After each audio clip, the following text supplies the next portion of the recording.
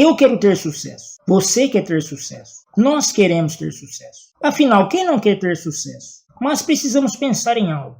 Será que o conceito de sucesso que eu busco ter é o mesmo conceito de sucesso que você busca ter em sua vida? Mas antes de pensarmos sobre os dois tipos de sucesso que existem, nós precisamos analisar o porquê todo ser humano deseja ter sucesso. Você já parou para pensar nisso? Não sobre o fato como ter sucesso, mas o porquê. Da onde vem essa necessidade que o ser humano tem de ter sucesso? O Salmo 1 diz o seguinte: Bem-aventurado o homem que não anda no conselho dos ímpios, não segue o caminho dos pecadores, nem se assenta na roda dos escarnecedores. Jesus, ele falando em seu Sermão da Montanha, ele começa com a expressão bem-aventurado. Interessante que o termo traduzido como bem-aventurado para o português é o termo ashrei. Ashrei vem da palavra asher, que significa feliz. Mas asher também tem ligação com a palavra shalom, que é geralmente traduzida como paz ou prosperidade. Mas o termo shalom não traz em si o conceito de paz e prosperidade que nós carregamos em nossa mente, influenciada pelo materialismo.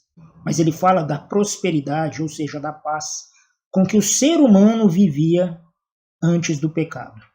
O interessante é que Jesus ele também usa no seu Sermão da Montanha, como eu disse, o termo bem-aventurado. A palavra ali no grego é makarios, ou makarioi, que é o plural de makarios. Makarios também significa feliz. Então nós precisamos partir do ponto de que a necessidade que o ser humano busca em ser feliz ou ter sucesso, ser bem-sucedido, não vem dele mesmo, mas é algo que o próprio Deus colocou na sua vida. Em Eclesiastes 3:11, a Bíblia diz que Deus colocou no homem o anseio ou o desejo pela eternidade. E logicamente que junto com esse anseio pela eternidade veio a necessidade ou desejo de ter sucesso. Na verdade foi o desejo. A necessidade, ela nasce a partir do momento que o homem se distancia de Deus. A partir do momento que o homem desobedece a Deus, causando a queda. E a queda fez com que essa necessidade aflorasse. Porque o ser humano perdeu o sucesso. O ser humano perdeu a prosperidade. O ser humano perdeu a paz a partir do momento que ele foi expulso do Éden. O Éden não se refere apenas a uma localização geográfica, embora a localização geográfica tenha uma implicação espiritual. Em Gênesis 2:8, a Bíblia diz que Deus colocou um jardim no Éden, ao Oriente. O Oriente fala do lugar da glória de Deus. Em Ezequiel 43, o profeta diz que ele viu uma visão do templo e a glória do Senhor que vinha do Oriente. Então, o Oriente era o lugar da glória de Deus, da manifestação do próprio Deus. E não só a manifestação do próprio Deus, mas aquilo que a manifestação dele gerava, ou seja, as implicações de uma vida rendida e vivida diante da manifestação de Deus, que é a Shalom, ou seja, que é a Asher. Bem-aventurado o homem que anda de acordo com os caminhos de Deus. Aqui então nós vemos o primeiro tipo de sucesso. O sucesso que consiste no fato de que o homem deve viver de acordo com os propósitos de Deus. Prosperidade e propósito. Duas palavras, dois temas, dois conceitos que estão completamente interligados. A prosperidade consiste no fato do homem viver o propósito de Deus para a sua vida. É baseado nesse mote, por exemplo, que o apóstolo Paulo diz em Filipenses 3,14. Prossigo para o alvo, para o prêmio da soberana vocação de Deus em Cristo Jesus. Vocação. Esse é um tema para um próximo vídeo. Aguarde.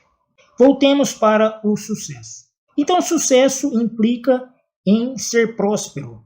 E essa prosperidade, ela advém do pleno cumprimento do propósito de Deus para a nossa vida. O apóstolo Paulo entendeu isso. O escritor aos Hebreus também entendeu isso, quando ele diz que todos nós, rodeados por uma tão grande nuvem de testemunhas, desembaraçando de todo o peso e do pecado que tenazmente nos assedia, corramos com perseverança a carreira que nos está proposta.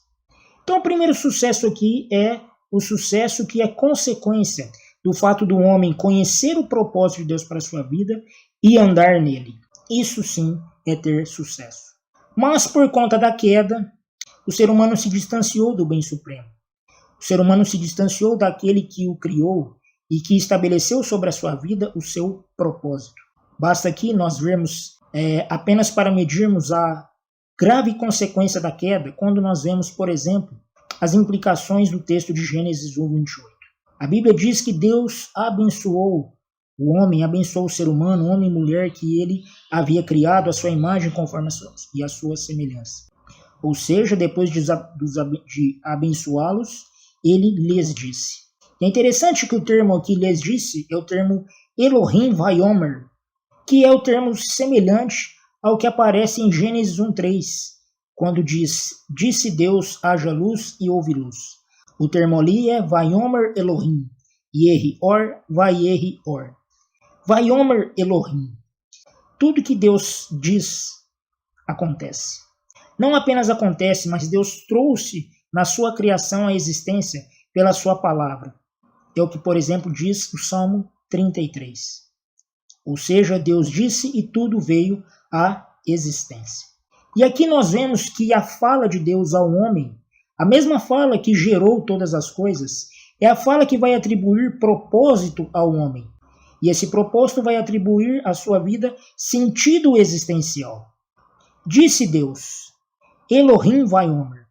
A mesma palavra que criou é a palavra agora que orienta o ser humano no tocante ao propósito da sua vida, que lhe confere sentido existencial. A partir do momento que Deus abençoa o homem, ou seja, sopra do fôlego de vida sobre a sua vida e o homem se torna um ser vivente, ele passa a ser consciente da sua existência. Mas uma coisa é ser consciente da sua existência. Outra coisa completamente diferente é o porquê que ele existe. Ou seja, uma coisa é você dizer, eu existo. Outra coisa é você dizer, por que existo?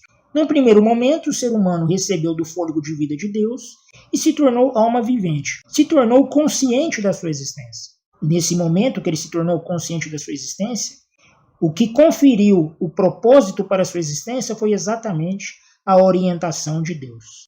Ou seja, foi a sua vocação. Mas isso é pauta para um próximo vídeo. Mas a questão do propósito, e é isso que confere prosperidade ao homem. Porque próspero é o homem que conhece os caminhos de Deus, que conhece a vontade de Deus na sua vida e o executa. Mas, como eu disse, o ser humano abandonou isso, o ser humano pecou. E o pecado do homem veio como consequência do fato de que ele deixou de ouvir a voz que lhe conferia propósito e, consequentemente, sentido existencial para ouvir a voz da serpente. A partir desse momento, o ser humano ele perde a referência de Deus. O homem perdeu, de certa forma, a referência daquele que lhe conferia sentido existencial. Então, o homem deixou de cultuar e de olhar para o Criador. E era o Criador que lhe conferia sentido existencial, ou seja, que era a referência da sua vida. Mas o Criador deixou de ser a referência. E o que se tornou a referência foi a própria criatura. É o que o apóstolo Paulo diz em Romanos 1:21, quando ele diz que os homens desprezaram o conhecimento do Criador para cultuar a criatura. A criatura passou a ser a referência existencial. A realidade do homem foi completamente reduzida à matéria. E esse reducionismo também reduziu o conceito de sucesso. Hoje o conceito de sucesso não é mais o cumprimento do propósito de Deus. Mas agora o conceito de sucesso que o ser humano busca alcançar é completamente materialista, porque ele perdeu a referência do Criador. Ele perdeu a teorreferência. E agora a sua vida é baseada na antroporreferência, que é exatamente o que Protágoras, um dos principais, ou considerado o pai da filosofia chamada pragmatismo, diz: o homem como medida de todas as coisas. A sociedade secular obedece cegamente essa linha. Logicamente, como consequência, O conceito de sucesso vai ser aquilo que o homem pode fazer, aquilo que o homem pode conquistar com as suas próprias forças. É interessante quando nós vemos em Êxodo, no capítulo 20, quando Deus confere toda a liturgia, ou seja, como o povo escolhido por ele para ser o povo dele, a fim de refletir a glória dele sobre todas as outras nações, deveria seguir. O primeiro mandamento é de que o ser humano não poderia fazer nenhum tipo de imagem com as suas próprias mãos. Há muitas implicações nesse mandamento, mas o que eu quero falar aqui é o culto ao fruto das nossas mãos. Muitas vezes nós deixamos de cultuar a Deus, ainda que de maneira inconsciente, para cultuarmos aquilo que nós produzimos com as nossas próprias mãos. O dinheiro que nós ganhamos com o fruto dos nossos esforços. Tudo aquilo que nós fazemos com os nossos próprios esforços. E quando nós colocamos isso como sucesso, é porque nós estamos cultuando aquilo que nós fazemos com as nossas mãos. O ser humano ele é religioso por essência. Nós também falaremos sobre isso em um outro vídeo. Então, quando ele interpreta o conceito de sucesso como o cumprimento do propósito que ele mesmo estabelece à sua vida, na verdade ele está colocando ele mesmo como objeto de culto. Então, sucesso é o pleno cumprimento de um propósito. Mas esse propósito de quem? O propósito do homem para a sua própria vida? Ou o propósito de Deus, o seu Criador, para a sua criatura?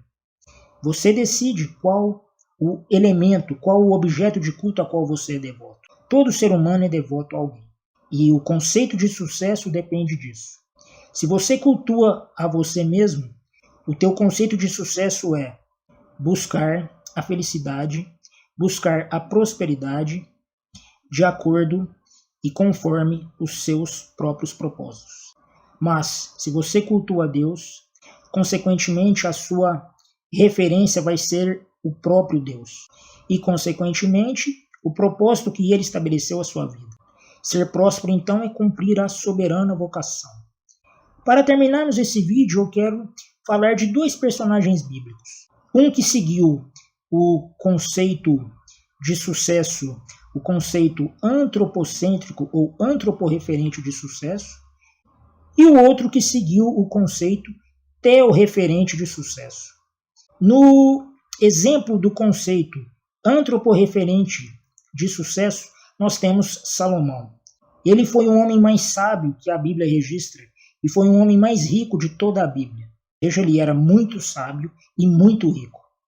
Ele tinha exatamente as características de sucesso que todo ser humano que obedece à antroporreferência busca alcançar.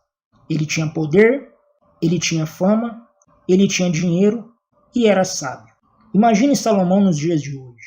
Mas ele chegou no fim da sua vida e disse: tudo é vaidade, tudo é correr atrás do vento. Ou seja, o fim da sua vida nada mais foi do que vaidade, vaidade, vaidade. Uma vida vazia de sentido. Já o apóstolo Paulo era completamente na contramão. Ele era um fazedor de tendas, um homem que vivia em prol do evangelho, um homem que sofreu todo tipo de açoites, um homem que sofreu todo tipo de perseguição, de naufrágios, picada de cobra e muitas cositas más. Mas, próximo ao fim da sua vida, ele diz ao seu discípulo Timóteo, em 2 Timóteo, no capítulo 4, no versículo 6, combati o bom combate, completei a carreira, guardei a fé. Qual desses dois personagens viveu o verdadeiro sucesso? Qual deles foi de fato próspero? A sua resposta define qual é o objeto de culto do seu coração e, consequentemente, qual o conceito de sucesso que você segue, que você é devoto. Espero que você medite bastante nisso e que você busque o sucesso que Deus tem para você, que é muito melhor do que o sucesso humano, meramente material, e que no fim da vida você dirá, certamente, vaidade, vaidade, tudo é correr atrás do vento. Mas eu espero que você de coração possa chegar no fim da sua vida e cumprir a carreira de Deus para ti. E aí que você possa dizer já no seu leito de morte, em plena velhice, combati o bom combate, completei a carreira, guardei a fé. Até o próximo vídeo.